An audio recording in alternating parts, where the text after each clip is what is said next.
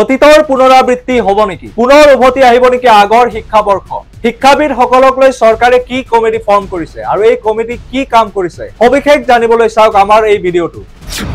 আগৰ সেৱা আৰু বৰ্তমানৰ অসম ৰাজ্যিক বিদ্যালয় শিক্ষা পৰিষদে প্ৰত্যেক বছৰে কি কৰে এখন একাডেমিক ক্যালেন্ডাৰ পাব্লিছ কৰে, য'ত এটা একাডেমিক ইয়াৰ নিৰ্ধাৰণ কৰা থাকে। বৰ্তমানৰ একাডেমিক ইয়াৰ মতে আমাৰ শিক্ষাবৰ্ষ আৰম্ভ হয় এপ্ৰিল মাহত আৰু এই শিক্ষাবৰ্ষৰ সামৰণি হয় পৰৱৰ্তী বছৰৰ মাৰ্চ মাহত। কিন্তু আগতে কি আছিলে, শিক্ষাবৰ্ষ জানুৱাৰীৰ পৰা ডিচেম্বৰলৈ আছিলে। আমাৰ দিনত জানুৱাৰীত এটা শিক্ষাবৰ্ষ আৰম্ভ হৈছিলে আৰু ডিচেম্বৰত শেষ হৈছিলে।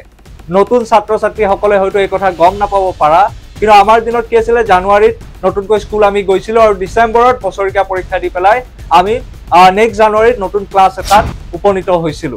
গতিকে চৰকাৰে কি কৰিছে, আগৰ সেই শিক্ষাবৰ্ষ উভতাই অনাৰ বাবে যো-জা কৰিছে।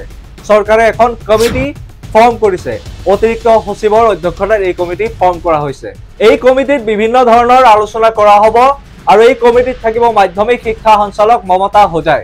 প্ৰথম পৰ্যায়ত আলোচনাত আমন্ত্ৰণ কৰা হ'ব 10 জন শিক্ষাবিদক আৰু প্ৰথম পৰ্যায়ৰ আলোচনা শেষ হোৱাৰ পিছত দ্বিতীয় পৰ্যায়ৰ আলোচনা আৰম্ভ হ'ব, য'ত ছাত্ৰ সংগঠনসমূহৰ বিভিন্ন সদস্যক বা বিভিন্ন নেতাক ইয়াত আমন্ত্ৰণ কৰি তেওঁলোকৰ লগত আলাপ আলোচনা কৰা হ'ব আৰু ইয়াৰ লগতে অভিভাৱকসকলৰ সৈতেও উচ্চস্তৰীয় কমিটিখনে আলোচনাত মিলিত হ'ব। তাৰ পিছত সিদ্ধান্ত লোৱা হ'ব শিক্ষাবৰ্ষ সলনি কৰা হ'ব নে নহয়। গতিকে হয়তো পুনৰ আগৰ নিচিনা শিক্ষাবৰ্ষ হ'ব পাৰে। গতিকে এই বছৰটো নহয়, হয়তো পৰৱৰ্তী বছৰৰ পৰা নতুন শিক্ষাবৰ্ষ হোৱাৰ চান্স থাকিব পাৰে। গতিকে এতিয়াও ইয়া নিশ্চিত হোৱা নাই।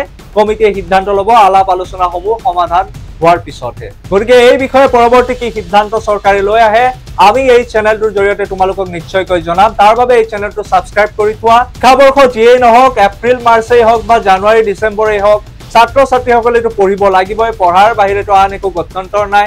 গতিকে তোমালোকে যদি আমাৰ লগত যোগাযোগ কৰিব বিচাৰিছা, তলত দিয়া নাম্বাৰটোত ফোন কৰা, এডুৱেট লাৰ্ণিং এপটো ডাউনলোড কৰা আৰু আমাৰ এই যাত্ৰাত ভাগ লোৱা।